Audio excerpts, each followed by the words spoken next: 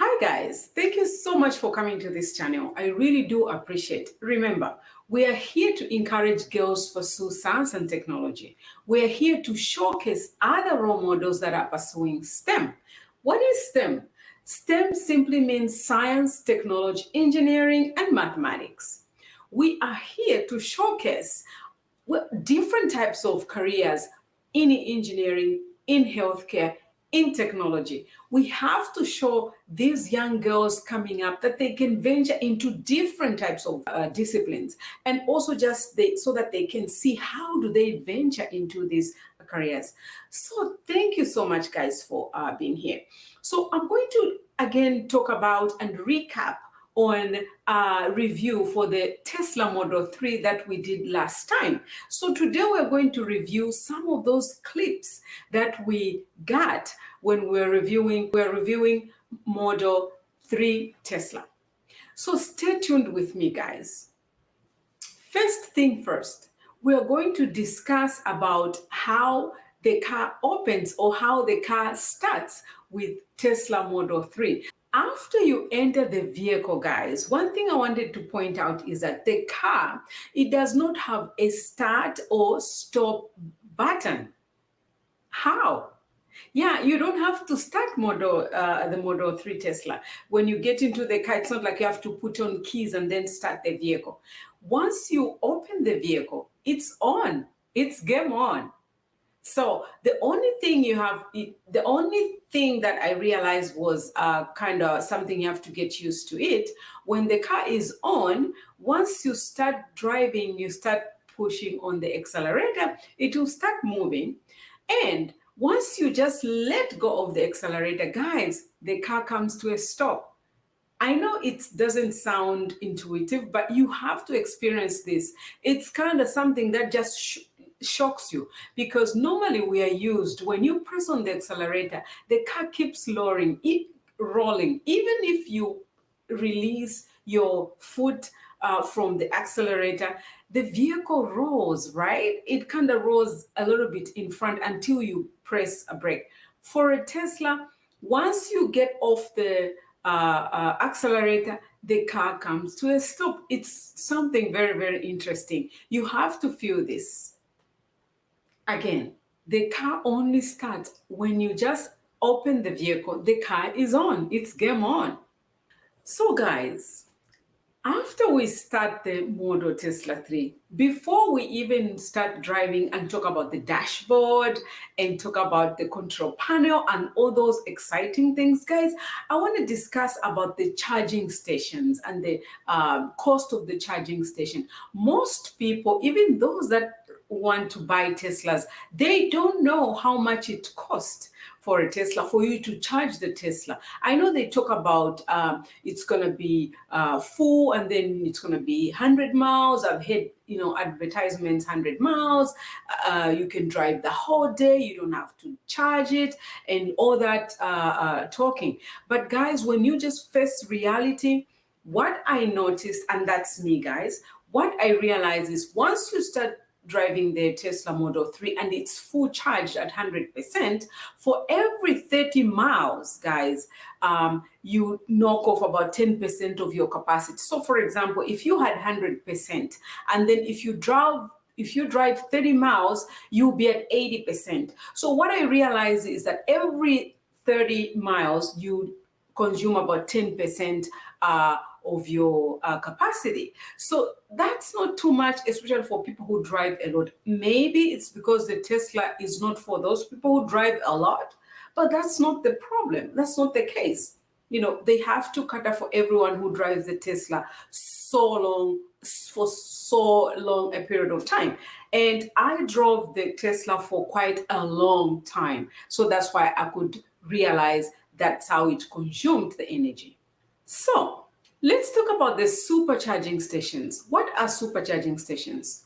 Supercharging stations are stations that you can go and charge your Tesla without having a cable. Every Tesla comes with a cable, and that cable also costs money. So if you have a cable, you can have your own charging station maybe at home, or you can charge using your own electricity, but you have to have a cable. at the supercharging station, the cable is right there. All you have to do is start charging. So they are called supercharging because when you get there, you're definitely going to charge. Guys, it also takes about, before we go to how long it takes, in Los Angeles alone, there are about 10 supercharging stations. That's right, you got that right. About 10 supercharging Tesla charging stations. And to name a few, there is in LA, there is one. In Burbank, there is one. Fox Hills Mall, there is one. West Hills Mall, there is one. And approximately there are about 10 charging stations. And guess what? They are spread within 5 to 10 miles apart. So if you don't get a space to charge your Tesla, you have to drive about 5 to 10 miles. When we were looking for a charging station, we had to drive to one station. I'm going to show you how packed it was. And then we had to go to another one. So we had to drive again at about 5 miles from where you are. So you have to make sure that before you get to 20% charging capacity, you need to look for a charging station. Yeah, that's right. You need to look for a charging station.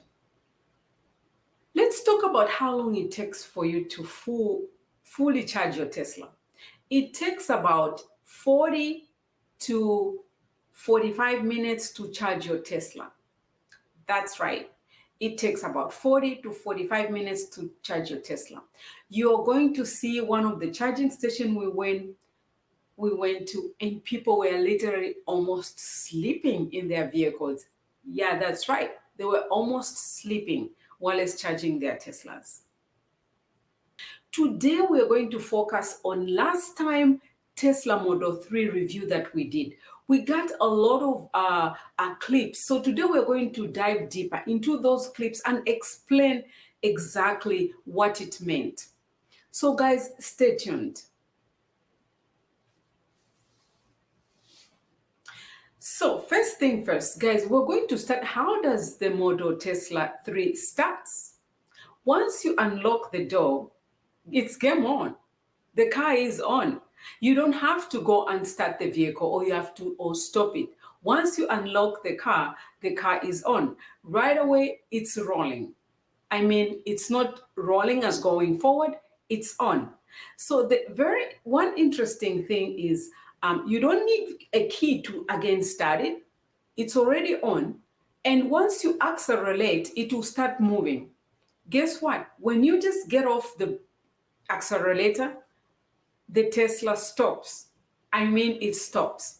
That was one of the feelings I was like, wow, like it just comes to a stop. Most vehicles, even if you release slowly your foot from the accelerator, it will still be rolling. Some kind of comfort it gives you so you can finally stop. The Tesla doesn't do that. So that was something that was uncomfortable, but later on, it became comfortable. So guys, let's see, how do you open the Tesla? Stay tuned. Hi guys, thank you so much for coming to this channel. I really do appreciate. Remember, we are here to encourage girls to pursue science and technology. We are here to showcase other role models that are pursuing STEM. And we are here to encourage girls to pursue different types of careers. So guys, today we are going to review Tesla Model 3. Here it is.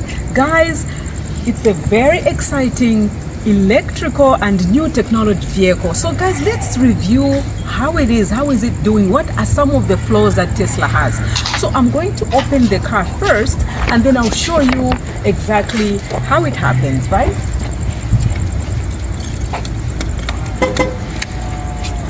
All right, so it's open now. So one of the flaws, guys, first thing first is how the door opens. When you try to open the Tesla door, it's not so friendly that you will be able to open it right away. So let me show you what I mean. So when you open like this, you will need another hand to open it. Why can't you just, I thought when you just press there, automatically one door you open, but unfortunately, so you need two hands, or maybe somehow, I don't know how you can come and hold this side, but it's very confusing for most people, guys, to open the Tesla. So let's go in, guys, and we're going to talk about the dashboard and the control panels. So coming in. So the car is on now, and yes, stick around. Hi guys, so you saw how the Tesla opens. So the next thing I'm going to discuss with you guys is the control panel. Yes, Tesla has a control panel where all the controls are operated from. This is also called the dashboard. So here I would like to show you how the dashboard is in real life. You can see how the vehicle is so close to the vehicle I am in. So this vehicle that you are seeing that we are approaching, that is the vehicle. If you see on the dashboard, it's approaching it, and as we pass this vehicle, you can see the vehicle in real time. We are passing the vehicle, and this is the vehicle on the other side, guys. I can't show you, but the dashboard is showing. But let me show you where the vehicle is. This is the vehicle right here, and that's what the dashboard is showing. So now that vehicle has passed us, let me show you. That's the vehicle.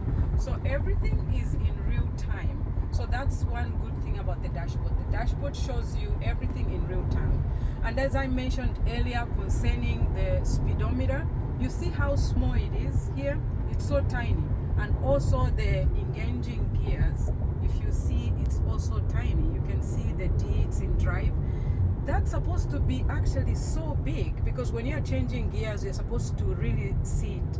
For those people who don't have good eyes, how can you tell if you're in drive, you're in neutral, things like that? So I think that's a flaw that, of course, you guys can see. It's not only me. I think everybody can notice that. So I just wanted to show you close, guys. So let me show you again. We're approaching those vehicles, and in real time the dashboard is also approaching those two vehicles.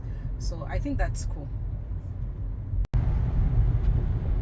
So one interesting thing, again guys, I'm going to press here. When you press right here, it will show you exactly in real time the actual vehicles in the rear mirror. So that's how you can see anything that's coming from behind. So I think that's very, very interesting and cool. I like it. You can see actually who's behind you, if they're too close to you, and you can either move in front if you're uncomfortable. But I think that's a good design. What do you think, guys? Leave a comment. I think that was interesting about the dashboard as well. I just wanted to point that out. As you can see, we can see everything behind, and the dashboard in real time on my right and my left hand side, it's still active as well. So you just press this button here and it will start showing you what's going on. So if you want, you can keep that, but remember, you want to have the navigator going, right? Yep. The control panel where all the controls are actually accessed from there. It's a very small control panel, I will show you, and it's very interesting. One of the things that I found out there is that when you turn on the aircon, you cannot change the airflow vents. Remember, in ordinary cars, you want to either tune the vents towards you, especially women who are going through menopause. You hear me, right? You want to turn the air vents to go through. In a Tesla, it's automatic. You cannot do anything. You cannot change those vents. They are automatically right there. So I was looking for the vents to see if the airflow, how the airflow goes. It's just automatically. As you can see, I will show you in the next video how that works. The other thing is, if you want to change some of the things, you always have to use that control panel. For example, you would like to change the radio or the volume. You first have to access the radio through the panel. Then you can use the control from your steering. But most of the time you will spend time on the dashboard trying to change things. And that I found a little bit uncomfortable, because they talk about hand-free set. So it's like you have to control things still from the panel, unless before you start driving, you have already set all your criteria that you have. But other than that, you have to use the dashboard to control most of the things.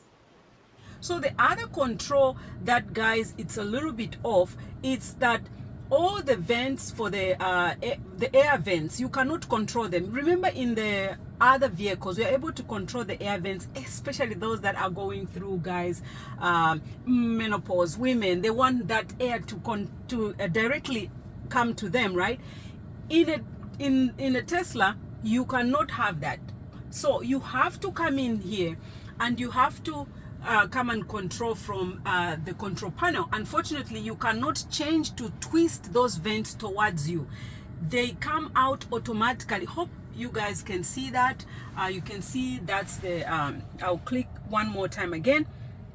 That's how the air vents are controlled, but you cannot control them. So I will go back again.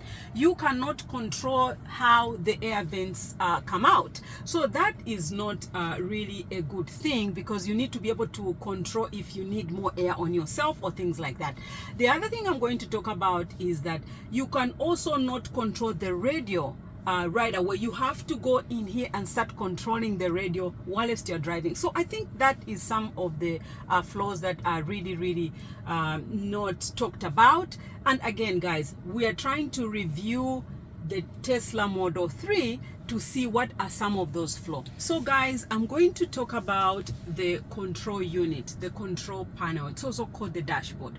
Remember, this is where all the controls are. And one funny thing, it may be an exciting thing, because then you only have one place to control all your units. But at the same time, this is somehow a distraction when you're driving, to start trying to have to control all your stuff around here. So I'm going to explain exactly.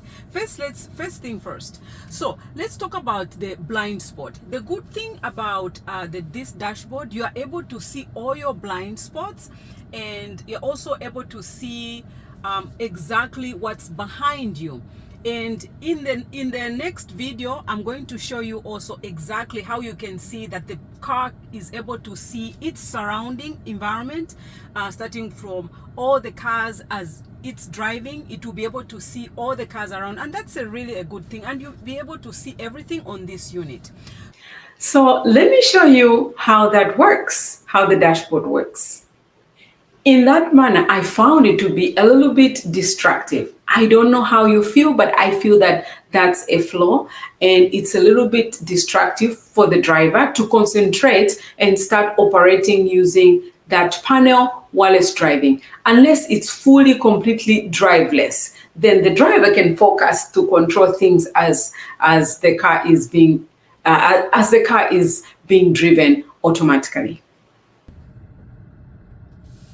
Hi guys, so this is another flaw that I'm going to show you.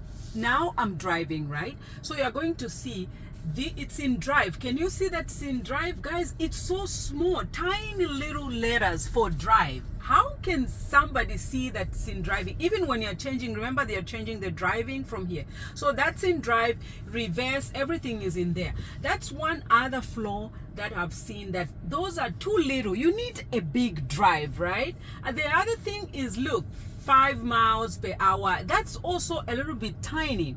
We need that to be in full swing, where you can see that, this is drive and things like that. The other thing is, anyway,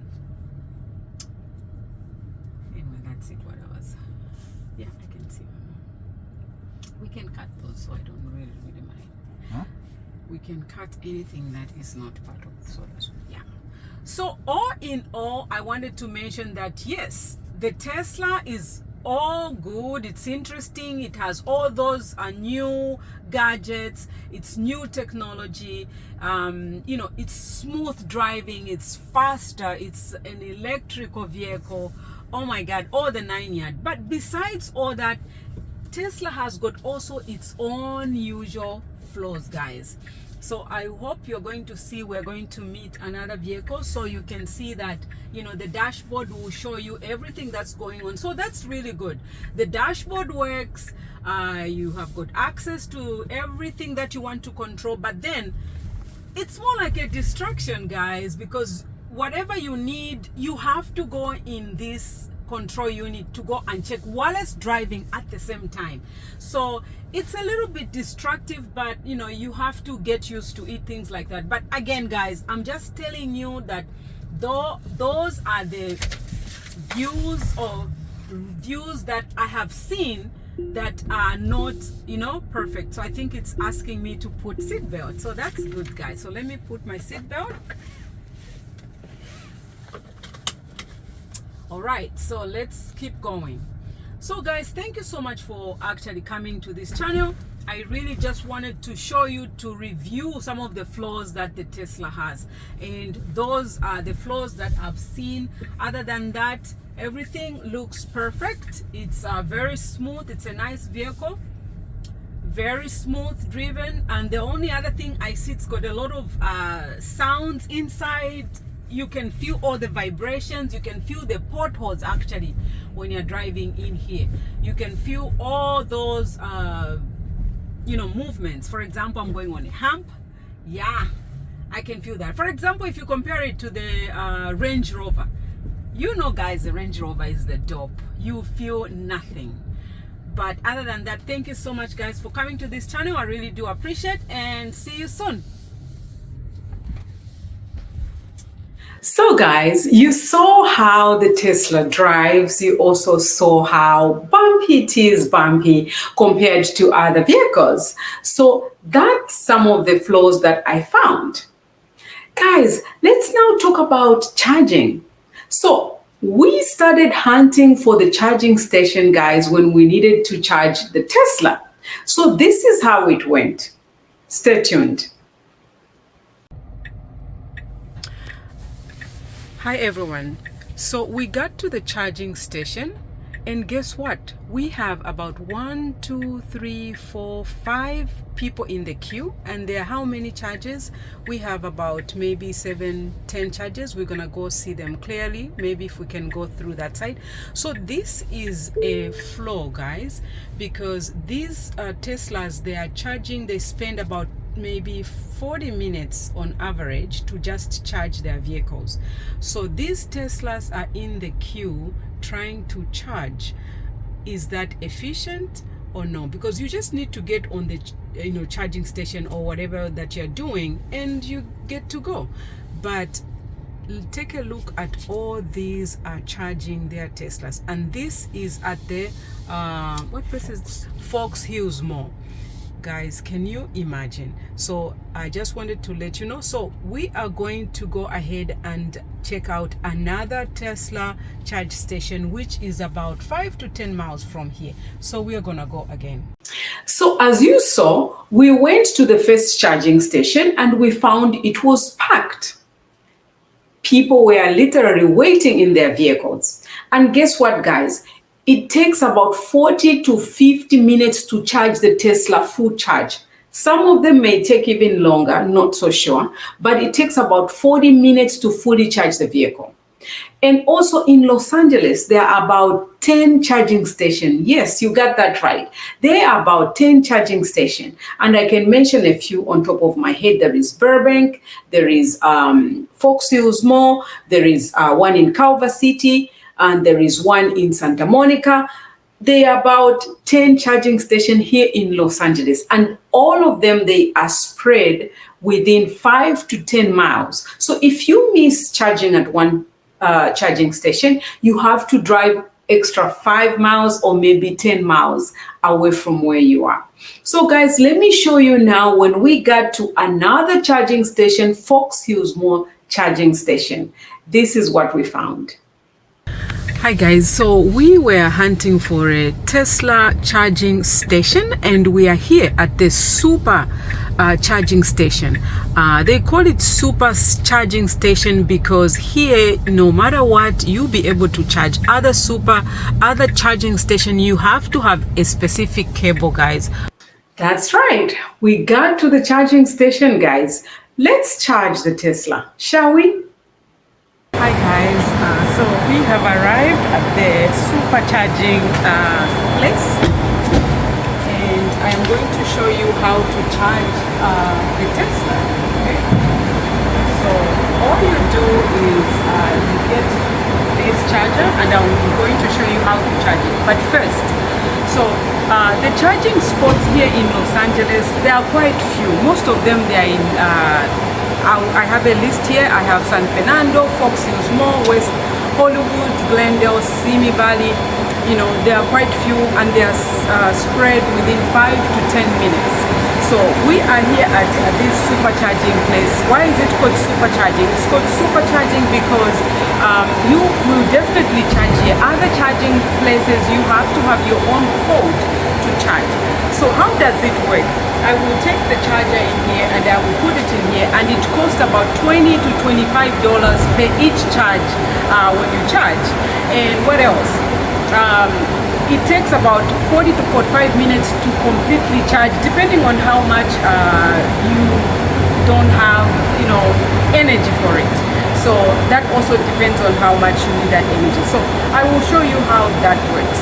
And remember, I just showed you where we came from. It's not easy that you're going to find a charging spot right away.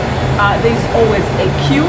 So that is one of the flaws. I think you've heard in the news they're trying to increase the charging spot areas, and they're trying to encourage more people to join into this kind of electric vehicles. So let me show you how to charge. So you simply come here,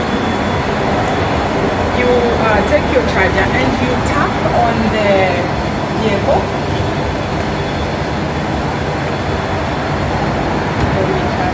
There you go. And then it opens up. So once it opens up, you just go ahead and plug that in there. And then we are going to wait for a little bit, guys, so that we can wait for the car to be charged. So we wait until we get charged. All right, so we parked the vehicle there, guys, and we started waiting for it to be charged. So we had to go take a walk, and we took a walk for about 20 to 30 minutes walk, and then we came back. When we came back, it was only 80%. It was not completely done. And also when we looked at other people, they were almost sleeping in their vehicle. Yeah, that's right. They were like sleeping. So that's all about Tesla for this time, guys. Join me again when we do another review. Thank you so much, guys. If you're coming here for the first time, make sure you subscribe. Make sure you share us, and also share this information with other kids, other young ones. We want more kids to come in and improve some of these tasks that we have ahead in terms of technology, not only in vehicles. There are so many things that we see. Of course, you also complain, about this, about that. But as we get into STEM, we can make this world a better place. Thank you so much, guys, for coming. I really do appreciate, and I love you. Thank you, and bye.